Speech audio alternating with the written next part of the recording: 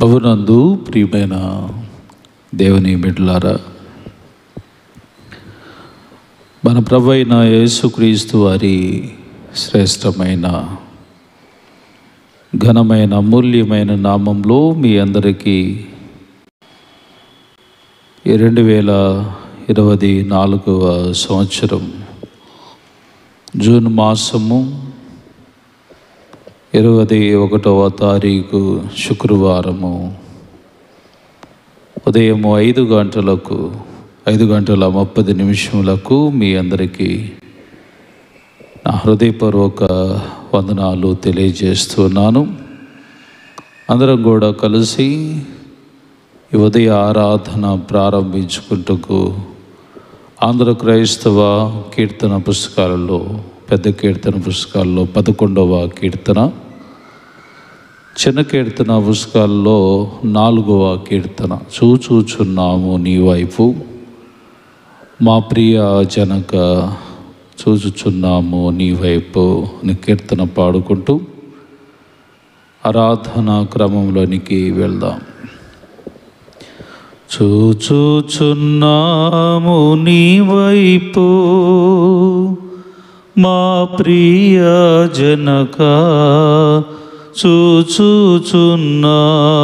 నీ వైపు మా ప్రియ జనక, చూచుచున్నాము నీ వైపు. చూచుచు నీ ప్రేమ సొంపు సువార్తను, జాచుచు గరములు చక్కగా నీ వైపు, చూచుచున్నాము నీ వైపు మా ప్రియ జనక, చూచుచున్నాము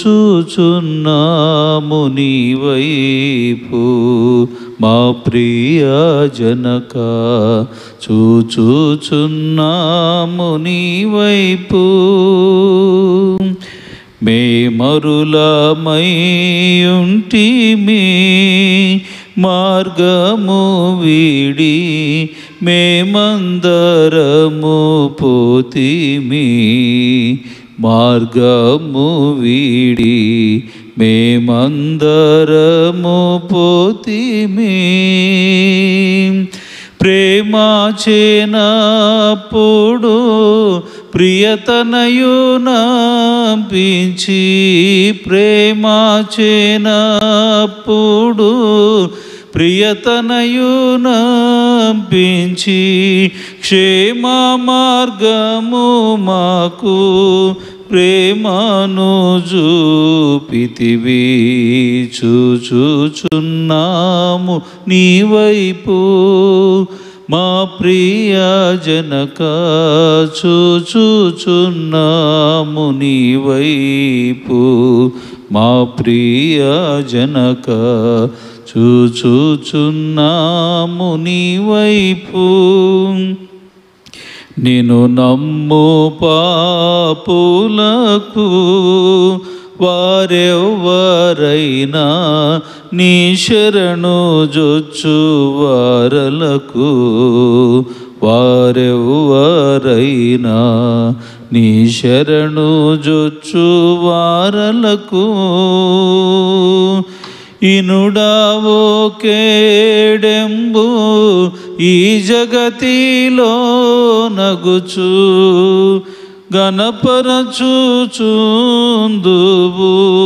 ఘనమైన నీ కృప, చూచుచున్నాము నీ వైపు మా ప్రియ జనక, చూచుచున్నాము నీ వైపు మా ప్రియ జనక, చూచుచున్నాము నీ వైపు.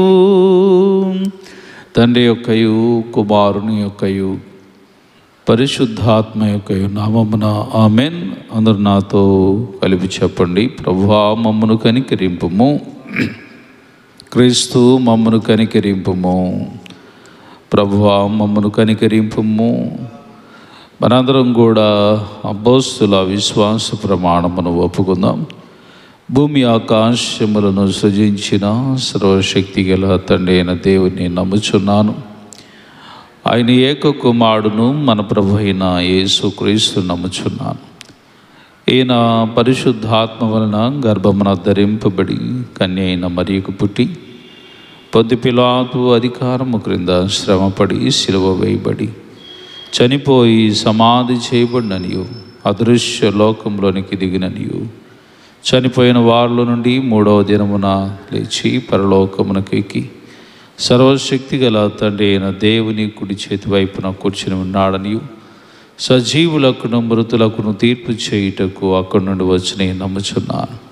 పరిశుద్ధాత్మను నమ్ముచున్నాను. పరిశుద్ధ క్రైస్తవ సంఘముగు పరిశుద్ధుల సహవాసమును పాపక్షమాపణయు శరీర పునరుత్థానమును నిత్య జీవమును ఉన్నవని నమ్ముచున్నాను. ఆమేన్. దయచేసి అందరూ కూర్చోనండి. పరిశుద్ధ గ్రంథము నుండి పరిశుద్ధుడైన పౌలు రోమీయులకు రాసిన పత్రిక 6వ అధ్యాయము మొదటి వచనం నుండి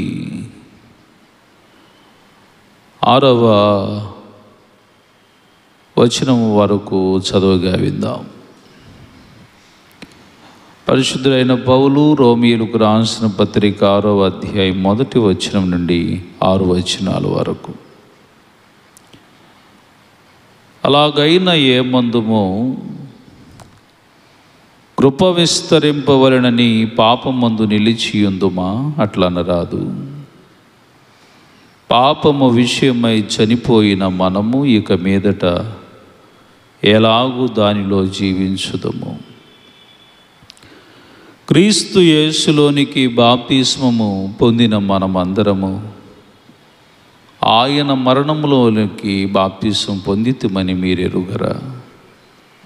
కాబట్టి తండ్రి మహిమ వలన క్రీస్తు మృతుల నుండి ఎలాగూ లేపబడునో అలాగే మనమును నూతన జీవం పొందిన వారమై నడుచుకున్నట్లు మనము బాప్తిస్మము వలన మరణములో పాలు పొందుటకై ఆయనతో కూడా పాతి పెట్టబడితిమి.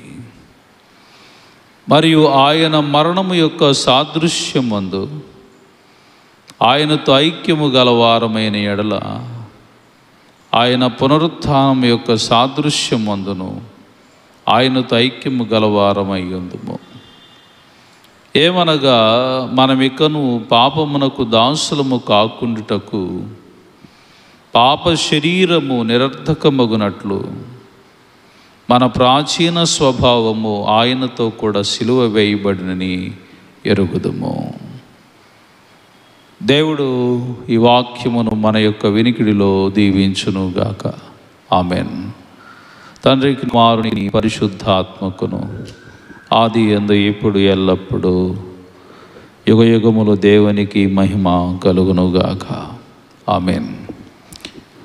వాక్య సందేశంలోనికి వెళ్ళుటకు పూర్వం 273 పెద్ద కీర్తన పుస్తకాల్లో 273వ పాట, చిన్న కీర్తన పుస్తకాల్లో మ్యాక్సిమం ఈ పాట ఉండకపోవచ్చు. లేనిచో మీరు విని నేర్చుకోవటానికి ప్రయత్నం చేయండి. యేసు సంగే గొప్ప ఆజ్ఞను తన శిష్యులకును యేసు సంగే గొప్ప ఆజ్ఞను అని కీర్తన పాడుకొని వాక్య సందేశంలోనికి వెళ్దాం. యేసు సంగే గొప్ప ఆజ్ఞను తన శిష్యులకును యేసు సంగే గొప్ప ఆజ్ఞను దాసులును గజేయబోయి ధరణి మీది రాష్ట్రములకు అసను బాప్తిస్మమిచ్చి ఆసుబోధ నేర్పుడనుచు సంగే గొప్ప ఆజ్ఞను తన శిష్యులకును యేసు సంగి గొప్పయాజ్ఞను జనక కుమారాత్మల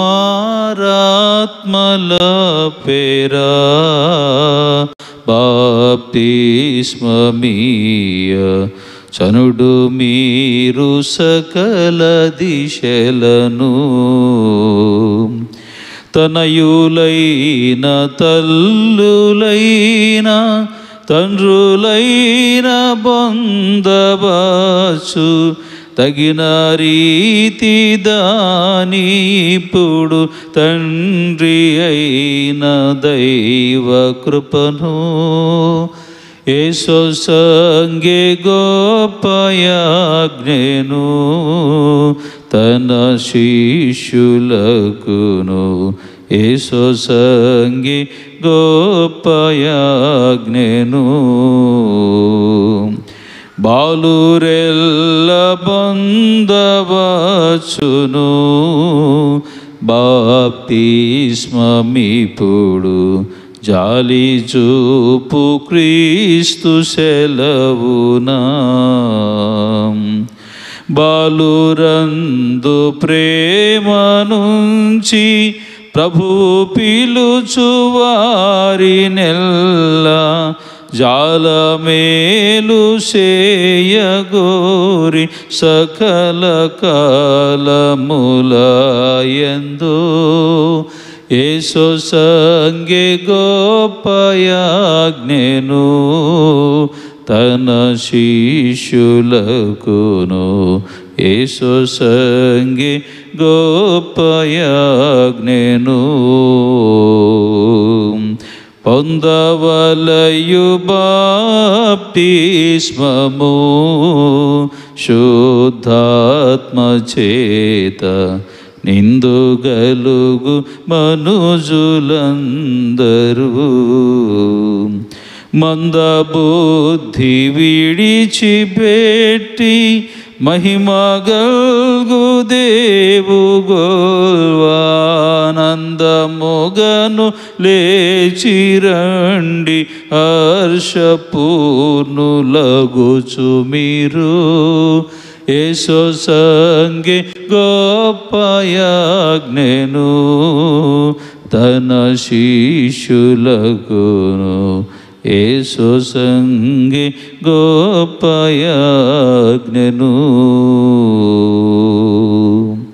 మన తండ్రి అయిన దేవుని నుండి కుమారుడైన యేసుక్రీస్తు నుండి కృపయు సమాధానములు మీకు కలుగునుగాక. ఆమేన్. దయచేసి అందరం కూడా కూర్చుందాం. ప్రభునందు ప్రియమైన దేవుని బిడ్డలారా, మన ప్రభు అయిన యేసుక్రీస్తు వారి ప్రశస్తమైన నామంలో మీ అందరికీ ఈ ఉదయకాల శుభములు, నా హృదయపూర్వక వందనాలు తెలియజేస్తున్నాను. అందరూ బాగున్నారా? చాలా సంతోషం. ఉదయమునే మనమందరం కూడా లేచి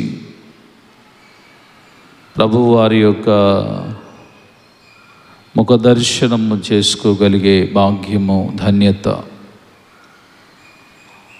ఆ ప్రభువు మనందరికీ అనుగ్రహింపచేసినందులకై ప్రత్యేకంగా నేను దేవదేవునికి కోటానుకోటి వందనాలు తెలియజేసుకుంటూ ఉన్నాను. ప్రియమైన వారులారా, ఈ ఉదయకాలము మనము ధ్యానం చేసుకుంటున్న వాక్య సందేశము పరిశుద్ధుడైన పౌలు రోమియోలకు రాసిన పత్రిక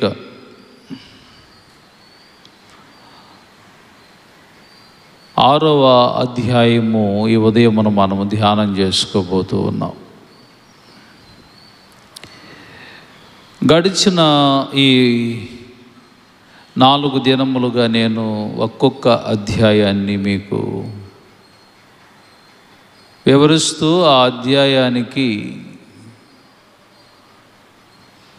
హృదయము ఏదైతే ఉందో ఆ వాక్యముని నేను మీతో చెప్పుకుంటూ వచ్చాను. అంటే ఏమిటి? మొదటి అధ్యాయంలో చూస్తే పౌలు భక్తుడు చక్కగా రోమా పత్రికను ప్రారంభిస్తూ దేవుని యొక్క ఉన్నతమైనటువంటి కృప విశ్వాసాన్ని గురించి తెలియచెప్పినాక అన్యజనులుగా ఉన్నటువంటి వారి యొక్క జీవిత శైలి, వారి పాపపు శైలి ఏదైతే ఉన్నదో దాని గురించి చెప్పి వారు శిక్షకు పాత్రులు అనేటువంటి విషయాన్ని తెలియచెప్పగానే రెండవ అధ్యాయంలో యూదులుగా ఉన్నటువంటి వారు మేము ధర్మశాస్త్రము కలిగిన వారము, మా అంత నీతిమంతులు లేరు అని ఎదుటివారికి తీర్పులు తీర్చేవారుగా ఉన్నారనే విషయం తెలియచెప్పుకుంటూ మూడవ అధ్యాయంలోనికి వచ్చేసరికి మీరు ఎదుటివారికి తీర్పు తీరుస్తూ మీరేదో నీతిమంతులు అనుకుంటున్నారు ఓ యూదులారా.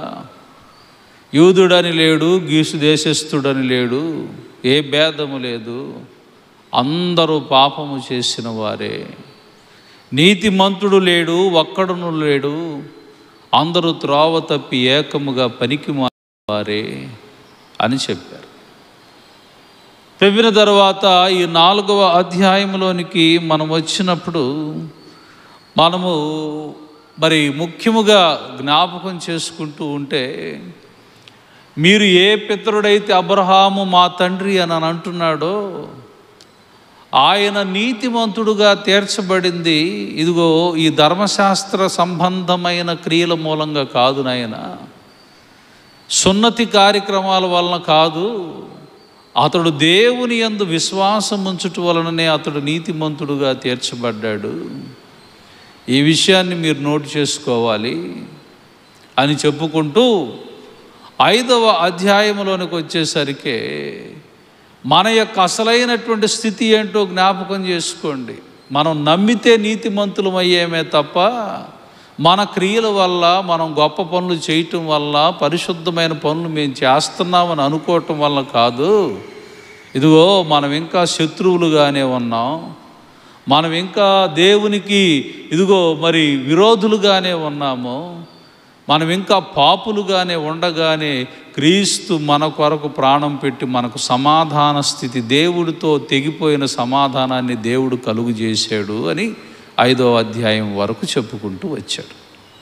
అంటే ఇప్పటి వరకు ప్రతి మానవుని యొక్క జీవితంలో వ్యక్తిగతంగా నీ యొక్క కార్యముల వల్ల, నీ పనుల వల్ల నీకు రక్షణ అనేటువంటిది కలిగిద్దని మాత్రం నువ్వు అనుకుంటూ ఉన్నావేమో, అలా కాదు, దేవుని కృప వలననే అని చెప్పి ఇప్పుడు 6వ అధ్యాయంలో మళ్ళీ ఇంకొక ట్విస్ట్ పెట్టాడు పరిశుద్ధుడైనటువంటి పౌలు.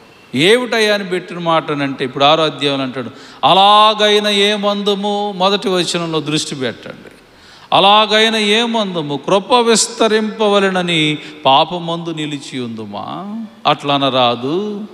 పాపము విషయమై చనిపోయిన మనము ఇక మీదట ఎలాగూ దానిలో నివసించదము, జీవించుదము. చాలా జాగ్రత్తగా ఇక్కడ జ్ఞాపకం చేసుకోవాలి. దేవుడు కృప అపరిమితముగా ఉండి ఆ కృప వలన మనం రక్షించాడు కదా అనే ఉద్దేశంతో ఉండి ఇక నుంచి నీవు పాపంలోనే బ్రతుకుతూ ఉంటావా, ఇక నుంచి నువ్వు పాపంలోనే జీవిస్తూ ఉంటావా? అట్లన రాదు. పాపముల విషయమై నీవు చనిపోయి ఇక మీదట ఎలాగూ దానిలో జీవిస్తావు. దేవుని కృప నీకు తోడుగా ఉంటుంది కదా అనేసి ఆ కృపలోనికి వచ్చినటువంటి నీవు, ఆ కృపను పొందుకున్నటువంటి నీవు తిరిగి తిరిగి మరలా పాపపు జీవితాన్ని బయటకు వెళ్ళి జీవిస్తూ ఉంటే ఎట్లాగా? అందుకని ఇక్కడ ఏమంటున్నాడు ఆయన మాట్లాడుతూ 3వ వచనంలో, క్రీస్తు యేసులోనికి బాప్తిస్మము పొందిన మనమందరము ఆయన మరణములోనికి బాప్తిస్మము పొందితిమని మీరు ఎరుగురా. ఏంటంట? క్రీస్తు యేసులోనికి బాప్తిస్మము పొందిన మనమందరము ఆయన మరణములోనికి బాప్తిస్మం పొందితమని మీరు అందరూ ఎరగట్లేదా? జాగ్రత్తగా ఈ రోజున మీరు ఆలోచన చేసుకోవాలి. అసలు బాప్తిజం అంటే ఏమిటి? ఈ రోజున నేను మీకు అదే చెప్పాలనుకుంటున్నాను. బాప్తిజం అనేటువంటి విషయంలో మనం ఏం తెలుసుకోవాలని దేవాతి దేవుడి ఉదయకాలమున మనకు నేర్పాలని ఆశపడతా ఉన్నాడు. చాలామంది ప్రార్థనా జీవితానికి వస్తారు, కానీ ప్రార్థనలోనికి వచ్చి కూర్చునేటువంటి వారుగా ఉన్నప్పటికీ కూడా బాప్టిజం అనేటువంటిది తీసుకున్నట్టు కొరకు ఎందుకో చాలామంది భయపడిపోతూ ఉంటారు. వాస్తవానికి అసలు బాప్టిజం అనేటువంటి మాటకు సంపూర్ణమైన అర్థం ఏంటి? గ్రీక్లో దీనిని ఏమని పిలిచారంటే బ్యాప్టిజో అనే పదంతో పిలిచారు. బాప్టిజో అనేటువంటి ఈ పదమునకు ఉన్నటువంటి సంపూర్ణమైనటువంటి అర్థం ఏమిటయ్యానంటే ముంచుట అని చెప్తారు, చిలకరించుట అని చెప్తారు, పోయుట అనేటువంటి మాటలు చెబుతూ ఉంటారు. జాగ్రత్తగా విన్నారు.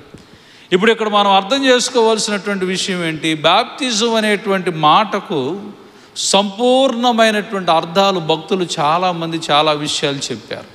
సాధ్యమైనంత మనకున్న సమయంలోనే దీన్ని నేను మీకు క్లుప్తంగా వివరించాలని ఆశపడతా ఉన్నాను. అయితే ఇందులో మనం జ్ఞాపకం చేసుకుంటే ముంచుట, పోయుట, చిలకరించుట ఇలాగ అనేకమైనటువంటి విషయాలు చెప్పినప్పుడు ఇంకా అనేకమైన భక్తులు కొన్ని విషయాలు దీని గురించి తెలియచెప్పడం ప్రారంభించారు. ఏమిటి ఆ విషయాలు అనంటే క్రీస్తులోనికి మొదటిగా ఒక విషయం ఏంటంటే క్రీస్తులోనికి ముంచబడటము అనేటువంటిది ఒక అర్థం. వింటున్నారా? జాగ్రత్తగా వినండి. ముందు క్రీస్తులోనికి ముంచబడటము అంటే అర్థం ఏంటి? నేను పోయి నదిలో మునగటం అని కాదు. నీవు జ్ఞాపకం చేసుకోవాల్సినటువంటి విషయం అది సెకండరీ, దాని గురించి తర్వాత మాట్లాడదాం. నీవు నదిలో మునగటం అనేటువంటిది కాదు, క్రీస్తులోకి ముంచబడటం అంటే ఆయన మరణములో పాలిభాగస్థుడుగా నీవు అవటము అని జ్ఞాపకం చేసుకోవాలి. రెండో విషయం ఏంటి అనంటే క్రీస్తులోనికి ప్రవేశించటం అని అంటాం.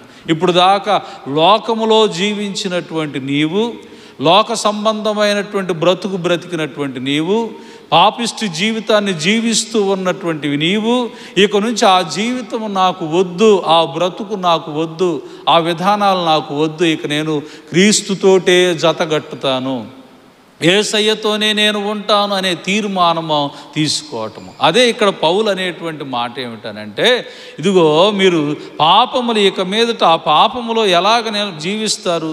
క్రీస్తు యేసులోనికి బాప్తిస్మము పొందిన మనమందరము ఆయన మరణములో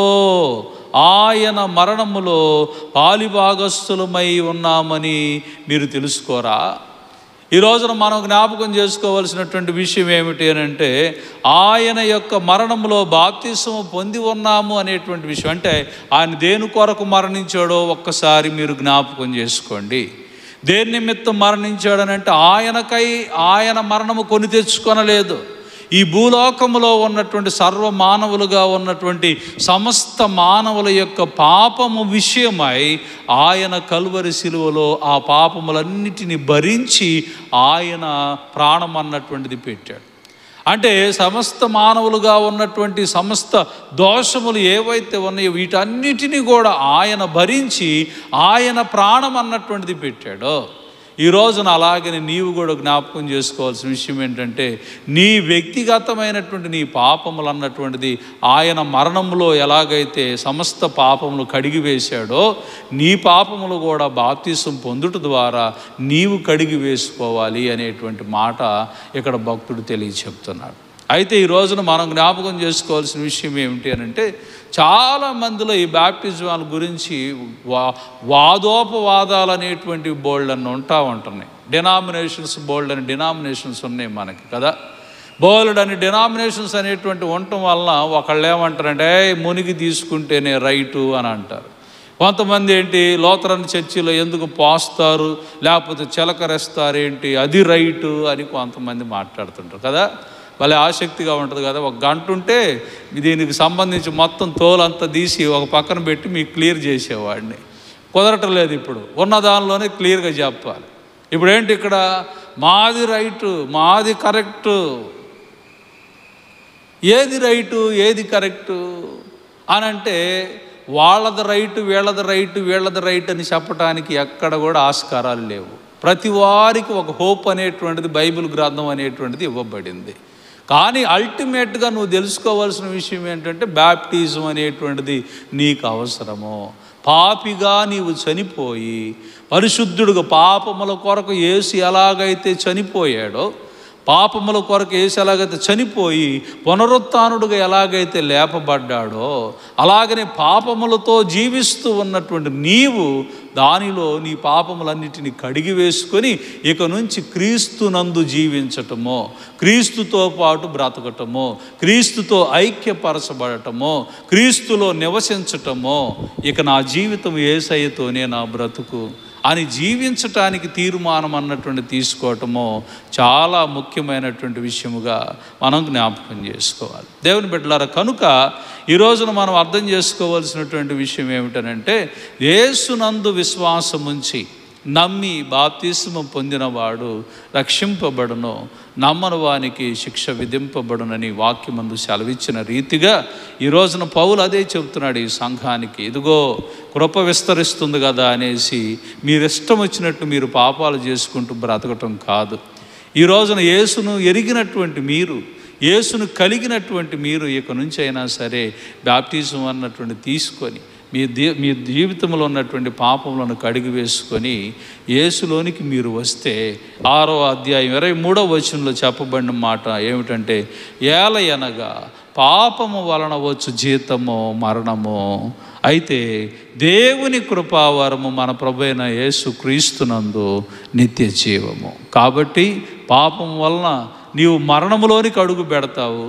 ఆ పాపపు జీవితం అనేటువంటిది జీవించటం వలన నిత్య మరణము, నిత్య నరకమే నీకు ఉంటుంది. కనుక నమ్మి బాప్తిసం పొంది యేసునందు గనుక నీవు జీవించటం ప్రారంభిస్తే నీకు పరలోక రాజ్యమును దేవాతి దేవుడు ప్రసాదిస్తాడనే విషయాన్ని గుర్తుపెట్టుకొని ఇంకా పాపములు కడిగి వేసుకోకుండా నామకార్థపు క్రైస్తవ జీవితంలో ఇంకా జీవిస్తూ ఒకవేళ ఉన్నట్లయితే ఆ బ్రతుకును విడిచిపెట్టి ఆయన మరణములో మరి మనము ప్రవేశించేవారుగా, అలాగనే ఆయన మరణంలో పాలు పొందుతూ ఉన్న వారముగా మనము కడిగి వేసుకుందాం. ఆయన సాక్షిగా జీవించటానికి సిద్ధపడదాం. అటు రీతిగా ఆ దేవాతి దేవుడు కృప మీకు అనుగ్రహింపచేసి మీరందరూ కూడా పాపముల విషయమై కడగబడి ఇక నుంచి క్రీస్తు దాసులుగా, క్రీస్తు బిడ్డలుగా మీరు ముందుకు సాగాలని, ప్రభువైన క్రీస్తునందు ఉన్న ఆ నిత్య జీవాన్ని, ఆ పరలోక రాజ్యాన్ని మీరు అందరూ పొందుకోవాలని ప్రభునామమున తెలియజేస్తూ మాటలను నేను ముగిస్తున్నాను. దేవుడి వాక్యమును మన యొక్క వినికిడిలో దీవించి ఆశీర్వదించును గాక. ఆమెన్. సమస్త జ్ఞానమునకు మించిన దేవుని యొక్క సమాధానం మీ హృదయములకును మీ తలంపులకును కావలి ఉండును గాక. ఆమెన్. ప్రార్థించుకుందాం. మమ్మల్ని మిక్కిలిగా ప్రేమించిన మా ప్రియ పరలోకపు తండ్రి, మహోన్నతుడు అయిన మా దేవ, నీ పరిశుద్ధ పాదములకు వెలలేని వందనాలు, స్తోత్రాలు తెలియజేసుకుంటున్నాం. తండ్రి, ఈ ఉదయకాల సమయమున బాప్టిజం యొక్క విశిష్టత ఎందుకు తీసుకోవాలో ఈ బిడ్డలతో మీరు మాట్లాడారు. దీనిలో అనేకమైన లోతైన విషయాలు ఎన్నో ఉన్నాయి. వాటన్నిటినీ వివరించుట కొరకు ఇది సరి అయిన సమయం కాదు. నీ చిత్తమును బట్టి ఉన్నంతలోని బిడ్డలకు కావలసిన సందేశాన్ని మీరు వినిపించారు అని మేము నమ్ముతున్నాం, విశ్వసిస్తున్నాం. విన్న వాక్యాన్ని అర్థం చేసుకొని పాపిగా వారి జీవితాలను విసర్జించి ఇక నుంచి నాయన నీ సాక్షులుగా, నీ బిడ్డలుగా జీవించగలిగే వారిగా వారందరినీ నాయన ఇదిగో నీ ఆత్మ ప్రేరేపణ చేత పురికొల్పమని ప్రత్యేకంగా ప్రార్థిస్తూ ఉన్నాం. ప్రభు, ఇదిగో నా తండ్రి, నీ చిత్తమును బట్టి, నీ కృపను బట్టి, నీ దయను బట్టి నాయన ప్రతి ఒక్కరిని మీరు దర్శించండి, హృదయాన్ని కదిలించండి. దేవా, నా యందు శుద్ధ హృదయము కలుగుచే హిస్సోపుతో నన్ను కడుగుము, హిమము కంటే తెల్లగా నన్ను చేయుము అని భక్త దావీదు మొరపెట్టిన రీతిగా బిడ్డలు కూడా నాయన వారి పాపముల విషయమై పశ్చాత్తాపపడుచు అయ్యదుగో నా తండ్రి, హిమముగా వారి జీవితంలో పాప అంధకారపు మసి డాగులను తుడిచివేసుకొని హిమములనే తెల్లగా వారి హృదయాలను చేసుకొని నీ సాక్షులుగా జీవించేటట్లుగా నీ ఆత్మ నడిపింపు బిడ్డలకు మీరు అనుగ్రహింప చేయండి. ఉదయకాలమున నీ పాద సన్నిధానానికి చేరి వచ్చిన నీ ప్రియమైన కుమారులు కుమార్తెలను ప్రభా మీరు జ్ఞాపకం చేసుకోండి. ఆయా వారి జీవితాల్లో, వారి కుటుంబాల్లో, బిడ్డల విషయాల్లో ఉన్న ప్రతి విధమైనటువంటి సమస్యాత్మకమైన పరిస్థితుల నుంచి, అలాగే అనారోగ్య సమస్యల నుంచి విడుదల యేసు నామంలో దయచేయండి. ఉదయమనే లేచి నీ బిడ్డలు ఏ పనుల నిమిత్తమై, ఏ కార్యముల నిమిత్తమై బయలుదేరి వెళుచున్నారో వారు చేసే పనుల్లో, ఉద్యోగముల్లో, వ్యాపారాల్లో, పాడి పంటలలో వారి దినదిన రెక్కల కష్టాల్లో నూరంతల ఆశీర్వాదముల బిడ్డలకు దయచేయండి. మా సంఘంలో ఉన్న ప్రతి కుటుంబాన్ని పేరు పేరు వరుసన దీవించి వ్యక్తిగతంగా వారి కుటుంబాల్లో ఉన్న సమస్యలన్నింటినీ తొలగించండి. ప్రత్యేకంగా ప్రభువుగా నా తండ్రి మా బిషప్ గారి కుటుంబాన్ని, మా సంఘంలో ఉన్న డీకన్స్ను వారి కుటుంబాలను, అలాగనే స్త్రీల సమాజాల వారిని, యవనస్తులైనటువంటి బిడ్డలను, సండే స్కూల్ బిడ్డలను, ఇక్కడ పనిచేసేటువంటి స్టాఫ్ని, నా తోటి కాపరులను, వారందరి కుటుంబాలను మీరు దీవించి ఆశీర్వదించి నీ మేళ్ళతోటి నింపమని, ఈ దిన దీవెనలతో ఆశీర్వాదాలతో మమ్మల్ని అందరినీ దీవించి కాపాడమని నజరేయుడైన యేసు నామమున అడిగి వేడుకొని ప్రార్థన చేస్తున్నాం తండ్రి. ఆమెన్. పరలోకమందున్న మా తండ్రి, నీ నామము పరిశుద్ధపరచబడునుగాక, నీ రాజ్యం వచ్చునుగాక, నీ చిత్తము పరలోకమందు నెరవేరుచున్నట్లు భూమి యందు నెరవేరునుగాక. మా అనుదిన ఆహారము నేడు మాకు దయచేయము. మా ఎడల అపరాధములు చేసిన వారిని మేము క్షమించి ఉన్న ప్రకారం మా అపరాధములను క్షమింపము. మమ్మల్ని శోధనలోనికి పోనీక దుష్టుని తప్పింపము. రాజ్యమును, శక్తి, మహిమ నిరంతరం నీవై ఉన్నావు తండ్రి. ఆమెన్. మన పరమ తండ్రి అయిన దేవుని యొక్క ప్రేమ, కుమారుడైన యేసుక్రీస్తు వారి కృప, పరిశుద్ధాత్మని యొక్క అన్యోన్య సహవాసము మీకు తోడుగా ఉండి దేవుడు మిమ్మల్ని అందరినీ, మీ బిడ్డలను, మీ కుటుంబాలను దీవించి ఏ దినము మీరు చేసే ప్రతి పనుల్లో ప్రభువు నూరంతల ఆశీర్వాదములు అనుగ్రహింప చేయునుగాక.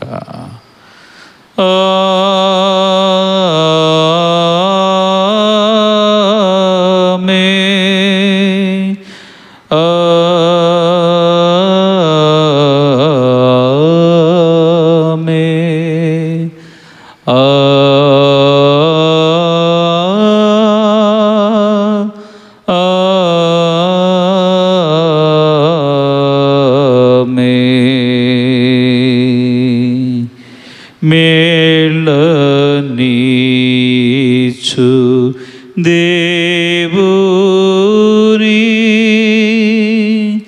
స్తుతించు సర్వ సృష్టియు, స్తుతించు మోక్ష సైన్యము, పితృపుత్ర శుద్ధాత్మల.